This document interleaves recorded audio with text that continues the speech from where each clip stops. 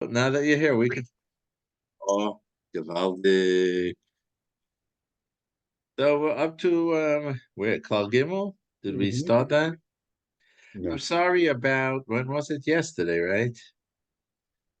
Yesterday, right? We didn't learn yesterday. Yeah. Correct. Yeah, my mother broke her collarbone. Oh, Which is shit. not a pleasant thing. Shit over before Shalema. That's Yes. not So easy at we her age. right, no, not at all. So we took her. I know this is recorded. We took her to this geriatric in the French hospital, it's called. It's right across the street from the old city, and it's a Catholic monastery or something today. Uh-huh. And like I felt I was walking into Tuma. I mean, we don't see here, the December 25 decorations and stuff, and there's a nun says hello to us, and like for a minute I thought she was some young color wife, because they have the thing on their head, Yeah. so they're covering their hair. But I walked. I mean, the doctor. I don't know what he was. Could be that's just where his office is, But I walked out of there like I washed my hands when I got out of there. I was like horrible. All right, and that's good to learn. So what we call Gimel, right? Bo yivar she'isur achilus ubein b'fanav ubein shloi b'fanav uboy dalid seifim. These achilus is whether you say it in front of him or not in front of him. Now we have to understand what that means because by definition we said that achilus is that you're telling one person what a different person said or did about him. So how could you say rechilas if it's shaloi b'fanav? You're not talking to him. So let's see. Also, the sapa rechilas after emes gomer she'en by shum taroy v'sheker, pure truth. I feel a shaloi b'fanav, even if it's not in front of him. But I feel who you're there, ba'atzmai sho'em atav za'af b'fanav, and even if you know that you would say it in front of the person. Gam can also rechilas mikri. So maybe I got it wrong, and maybe shaloi b'fanav means I'm saying it not in front of the person who said the statement. I'm telling Yehuda that Reuven said the statement. That Reuven said something about Yehuda, and I'm telling Yehuda what Reuven said, and Reuven's not there because that would fit into what he's saying here. Because he says, even if I know that, I would say it to his face. Now he's, to Yehuda, that nothing wrong saying it to his face or not saying it to his face. It would be that I'm saying over what Reuven said that I might not want people to know. I might not want Reuven to know that I said over what he said about Yehuda to Yehuda. That's where there would be an issue. Would you say it in front of him or not? But in front of Yehuda or not, I mean, no problem saying it in front of Yehuda. So maybe that's what it means, Shaloi Bafanov, is that even if I'm saying over what Ruvain said and Ruvain's not there, it's still called Rechilis. Rechilis Mikri. V'chosh kenu amaze b'fun of Lamaloi b'fun of Mamish. Oh, he says, and certainly if he has the audacity to say it in his face, Ato di Bartolo, you spoke about him. And so we're talking about saying it in front of the speaker, the one who said the initial statement, and I'm repeating it to someone else. Right. So even but I wouldn't be embarrassed to say to you in front of Ruvain, you said this about Yehuda. Or you did such and such a thing to Yehuda, the Osir. I want to go to Harbi Yosef. Why is it worse? First of all, it has a greater impact on Yehuda when Ruvain's there and I say it in front of him. Ruvain did that. Because Yehuda will accept that real truth. Because Yehuda in his will say or think, Ilulei Shadav Emes Kamar, if it wouldn't be Mamish 100% undiluted truth. And this guy saying the Rechis would not have the chutzpah to say that in front of him. And number two, Levata who machnis is atzmoi ves elu hashnayim la'avar yidei rechilas b'zu al kamal lavim esem refreshim b'Torah. He's causing himself and the two people here to be over on all kind of averis. The kashabrati because they hate to be psicha b'lavin ois yadal shom b'makar achayim b'ago ayin shom.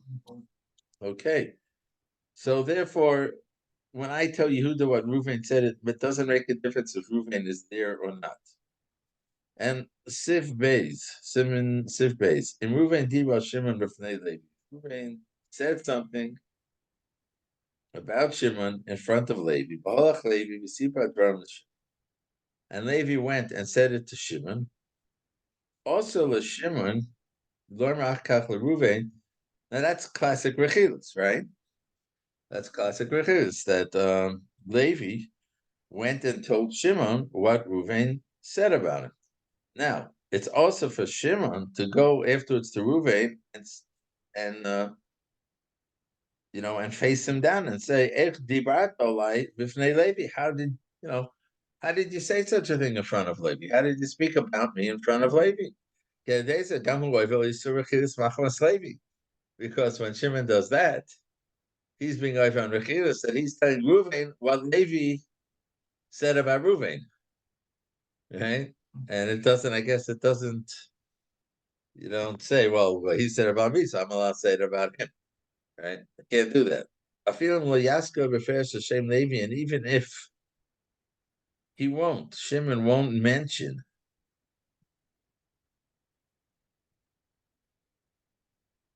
Levi.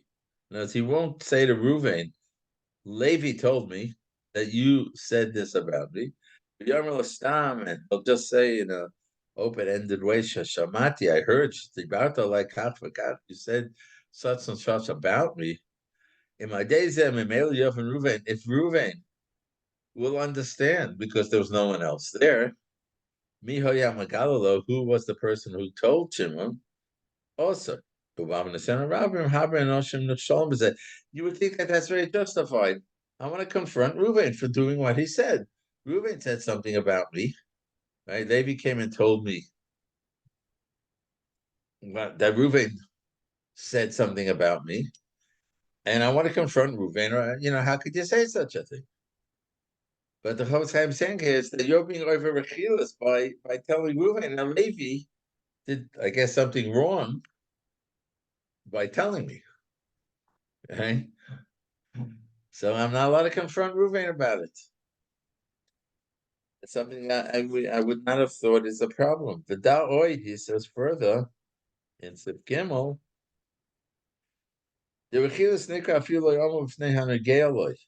That's Rechilas. It's called Rechilas, even if it's said not in front of the person that it pertains to. Going, for example, if someone says to another, Kach v'kach shamati Reuven, I heard that Reuven said such and such about Shimon. Right? I say that to a friend of mine who's schmoozing, and I tell him that I heard that Reuven spoke about Shimon. Right? And not a positive thing again. Kidon Kele Gorman, such a statement could cause in the Shmo Ish Peish that if then it's passed on, right? Lo'er Midonim ben Ruvain, Ha'ema ben Pliny Hanemalav. I guess ultimately they'll find out. Shimon will find out that Ruvain said such and such about him.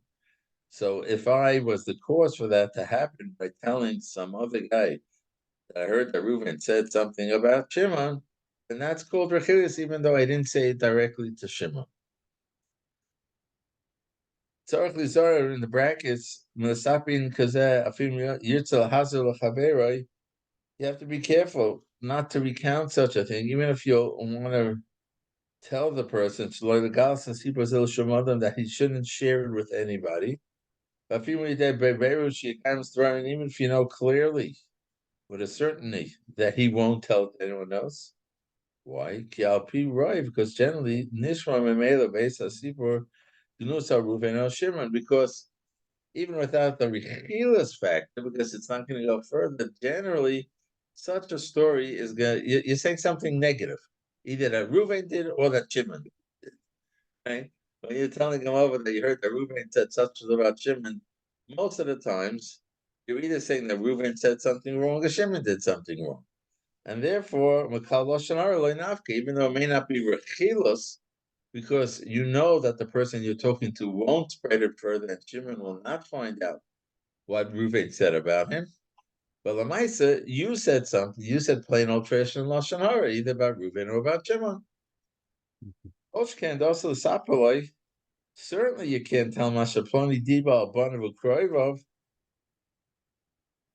You can't tell some individual what, let's say, Reuven spoke about that individual's brother, that brother's children, right? You're not telling him that Reuven spoke about him, but he spoke about his family or his friends, the Teva Adam, there's mates over there, because that does cause anguish and could cause friction between this person now and Reuven, because Reuven's speaking about his people.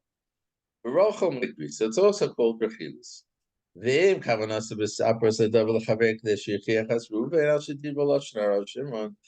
if his intention of telling this over to someone is so that person, and I guess that person has the ability to rebuke Reuven for speaking or doing these things, so there's the Toelis factor, where they discusses, I'm assuming,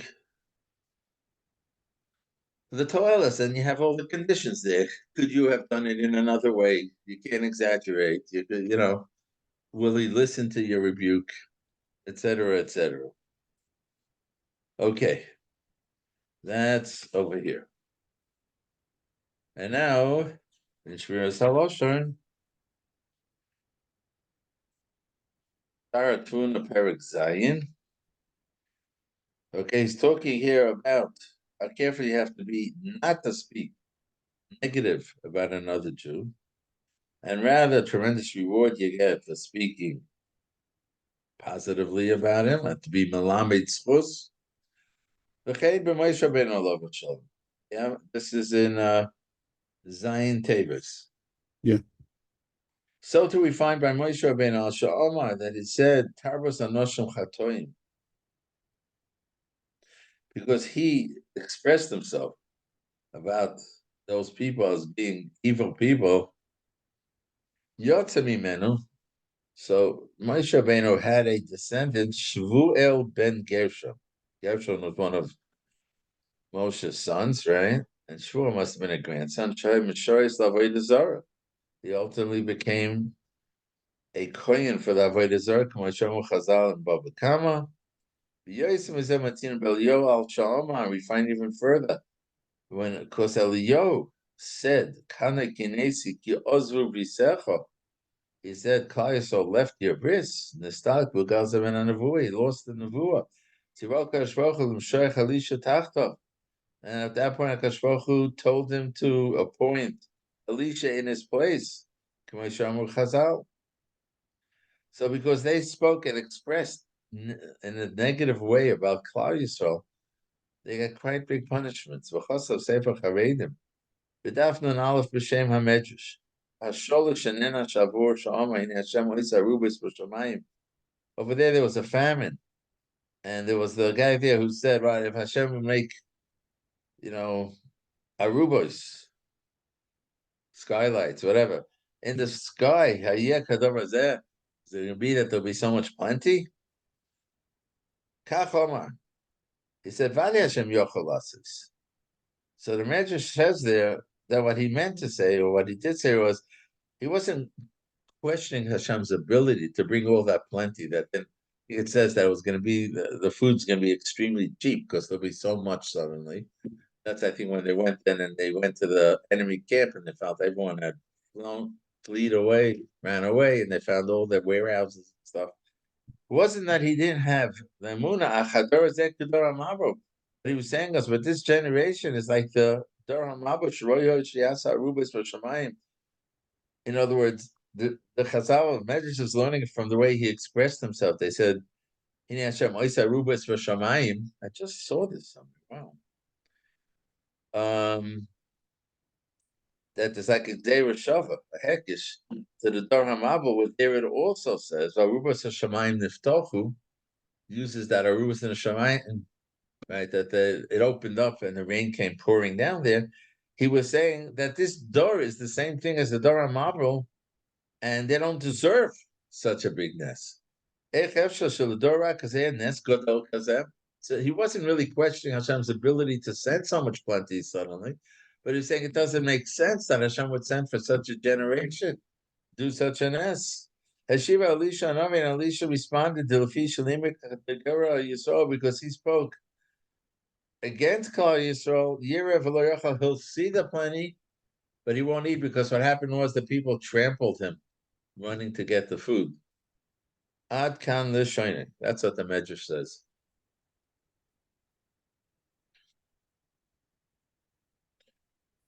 I'm trying to remember where I saw this, but okay. Urei ochi malitza neira betona devei Eliyahu b'perek Zayin. So see expression of the neira. Lo shoyin ibnei Sohem Meshulim kekeren. Tonin Eliyahu is Eliyahu Navi. He says Klal Yisrael is compared to a vineyard. Shenemar kekeren Hashem tzavoko is basis so. Based on this, Rabbi Eliezer Hagodah would say, Beis Yisrael, Shem Karma Shakadosh Baruch Hu, that they are the vineyard of Hashem. Al Totzitzvoi. Perish, I feel ba'ayin le'tabed b'em l'ra. Don't even look at them in a bad way. And if you do, I'll tear it the toicha. Don't go into that, don't touch the Kerem Hashem. V'miradet toicha, you did go down, Al tehelnem in the manner. Don't take any pleasure from it. Don't eat from its fruit. The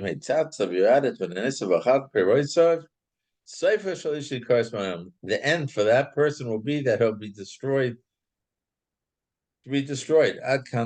So there again, you see, it's like a moshel, but it says they don't even look bad at them, right? Okay. Good.